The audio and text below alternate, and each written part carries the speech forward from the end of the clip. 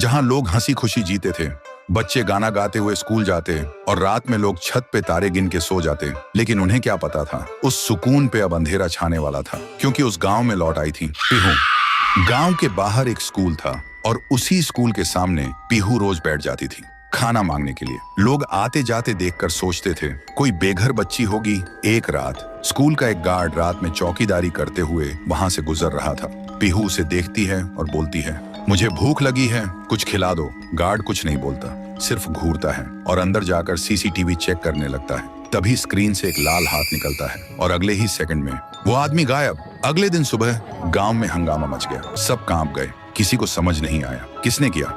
उसी दिन 9वीं क्लास का एक लड़का खाना खाते हुए पीहू के पास जाता है और बोलता है, खाना चाहिए भिखारी, जा अपने बाप से मांग, और हंस के चला जाता है। पीहू कुछ नहीं बोलती, बस चुप रहती है।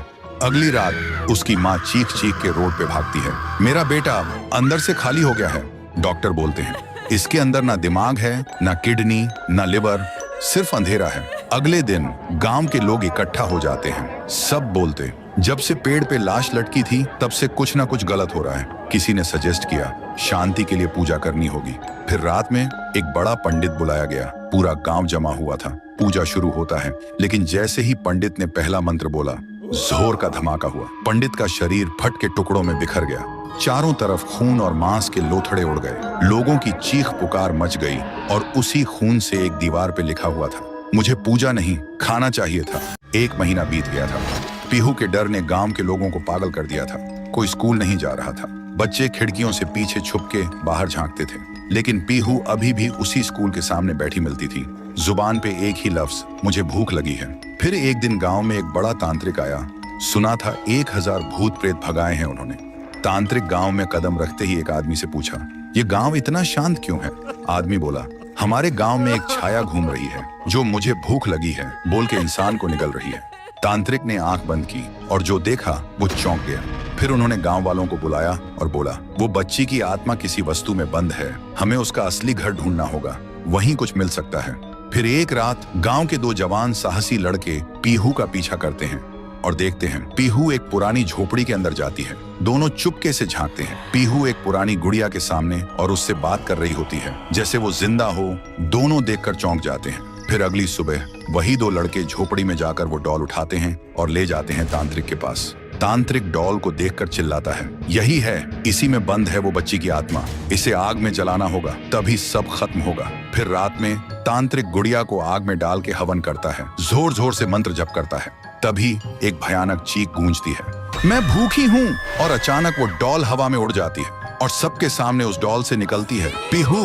और जिन लोगों ने उस डॉल को छुआ था उनके शरीर एक एक करके पंडित जैसे फट जाते हैं। ये सब देखकर तांत्रिक भागने लगता है, लेकिन अचानक रास्ते बंद हो जाते हैं। वो पलट के देखता है, उसके सामने खड़ी होती है पीहू और वो बोलती है, तू मुझे जलाना चाहता था, अब तू जल। एक ही सेकंड में तांत्रिक के शरीर में आग लग जाती है और वो जलकर राख हो जाता है। उस रात के बाद गांव वालों को सब समझ आ गया था, पीहू ने सिर्फ उन्हीं को मारा जिन्होंने उसे दर्द दिया था, भूखा छोड़ा था, बाकी सब लोग ठीक थे। अगली सुबह गांव के सब लोग पीहू के सामने खाना लेकर आए और रो पड़े, बोले, हमें माफ कर दो, हमने तुम्हें भूत नहीं समझा, लेकिन तुम तो देवी हो जो सिर्फ भूखी थी। पीहू ने एक मुस्कान के साथ थाली में से एक निवाला उठाया और जैसे ही उसने वो खाया, उसका रूप हल्की रोशनी में बदलने लगा, फिर वो हवा में मिल गई। उस दिन के बाद पीहू कभी नहीं दिखी। तब से वो गांव वापस वैसे ही हो गया, शांत, प्यारा और खुशी से भरा। पीहू के जाने के बाद शांतिपुर गांव फिर से सुंदर, शांत और लोग हंसी खुशी जीने लगे थे। एक रात गांव में एक शादी हो रही थी, पूरा गांव शामिल था, सब धूमधाम से शादी मना रहे थे। और तभी गुड़िया जमीन में लेटे हुए आती है और अचानक उठकर सीधा दुल्हन को खा जाती है। ये देखते ही लोगों के बीच में अफरा तफरी मच जाती है, कोई भागता है, कोई चिल्लाता है और वो गुड़िया खड़े होकर एक बच्चों जैसा गाना गाती है और फिर एक के बाद एक सबको मौत के घाट उतार देती है और फिर वो गायब हो जाती है। गांव फिर से कांप उठता है। सुबह सब लोग इकट्ठा होते हैं और कहते हैं वो भूखी लड़की वापस आ गई है। इस बार एक गुड़िया बनके लोग घुटनों के बल गिर जाते हैं और रो रो कर कहते हैं, हे भगवान हमें बचाओ। तभी गांव का मुखिया आता है और गुस्से में कहता है, चाहे वो कोई भी हो, है तो एक गुड़िया ही ना, आज रात मैं उसे खुद गांव से निकालूंगा। फिर रात के ठीक 2:30 बजे मुखिया अपने 2 चेलों के साथ गांव के बीच खड़ा होता है और फिर वही धुआं छा जाता है और वही आवाज, गुड़िया धुएं से निकलती है और सीधा मुखिया के पास चल के आती है। मुखिया कहता है, निकल जा मेरे गांव से, नहीं तो तुझे यहीं बिखरा दूंगा। गुड़िया हंसती है और कहती है, तेरे से पहले भी किसी ने ये सोचा था। और उसी पल वो गुड़िया बड़ी होने लगती है और अपनी पैर से तीनों को कुचल के मार डालती है। सुबह जमीन पे सिर्फ खून के धब्बे रह गए थे, लाशें जैसे हवा हो गई हो। लोग समझ गए ये कोई आम गुड़िया नहीं, इसके अंदर कुछ और ही शक्ति है। तभी गांव की एक बूढ़ी औरत कहती है, इस गुड़िया को हम गांव से नहीं निकाल सकते, इसे तो सिर्फ पीहू ही गांव से निकाल सकती है। फिर सभी लोग उसी जगह जाकर खाना रखते हैं और दिल से पीहू को पुकारते हैं, भूखी देवी वापस आइए, गांव को बचाइए। तभी जमीन से एक आवाज निकलती है पीहू, पीहू, पीहू। और मिट्टी से बनने लगती है पीहू। लोग चिल्लाकर कहते हैं, देवी हमें बचा लो।